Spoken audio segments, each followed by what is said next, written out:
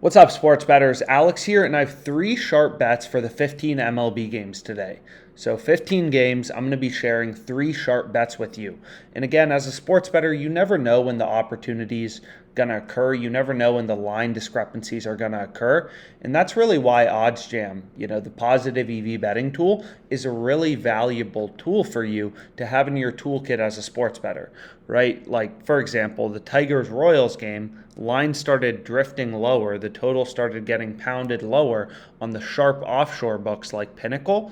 And what you can see is they moved all the way down to minus 108 on the under 8 total runs. And this is the sharpest bookmaker, only 12 cents in market width. And we're able to get plus 105 on Caesars. So that's pretty good value. And you can see right here, I locked in this bet for $500. That's my first play, right? In positive EV bets, it just means there's a mathematical profit margin that you can quantify, right? You're finding value in the odds.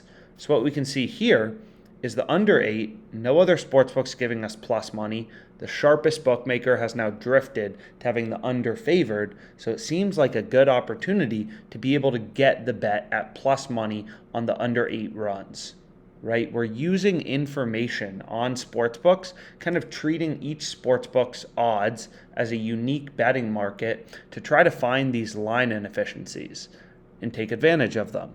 And again, if that's a lot of information for you and you don't really care about the math, you just want to make money sports betting, long story short, OddsJam just shows you bets with an edge. So keep these filters on and just hit the bets in bold with a circle around them. I mean, that's literally all I do all day long. We got $1,000 on the Raiders.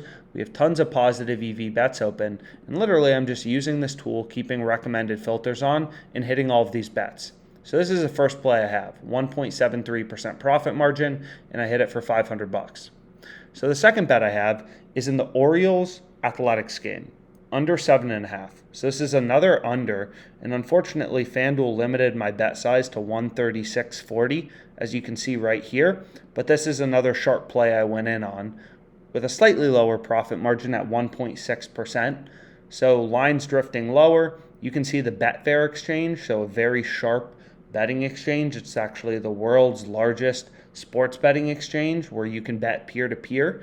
It's a very valuable source of information because what we can see is these markets tend to be very liquid and active. So very similar to Pinnacle, it's very sharp. It's a good use of information that helps you notice sharp action line movements and find profitable betting opportunities and kind of track the line movements, right? So this is another play I went with, kind of following the steam moves down. And it's pretty clear, looking at the two very, sharp books, sharp betting markets, Betfair and Pinnacle, that being able to get the under 7.5 at plus 110 odds is pretty good value, right? Very tight market width on both too. Only 11 cents a market width on the Betfair exchange, only 12 cents on Pinnacle Sportsbook, right? And that, again, that's just a testament to how efficient of betting markets these sportsbooks and betting exchanges are. They have very tight market width, whereas you can see FanDuel, they have 30 cents in market width, right? A lot wider. And that's because they get less action, they get less volume, they're less sharp. So we're identifying inefficiencies on FanDuel.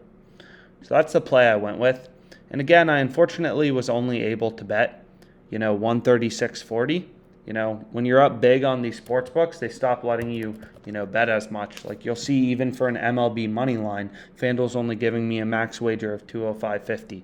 Comes with the territory though, is what it is. So we'll move on. So the final play I have is the Giants minus half of a run on the first half run line. This is actually my top bet, 3.15% profit margin.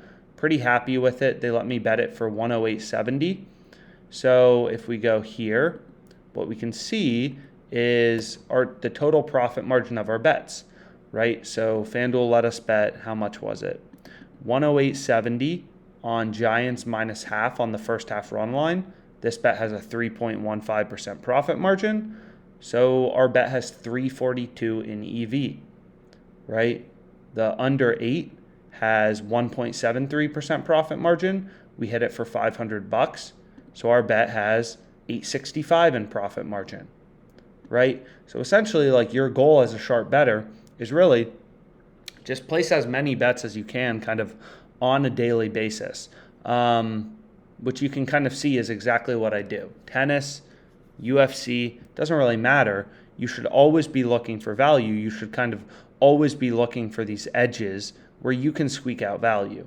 So I had under 53.5 New Mexico State.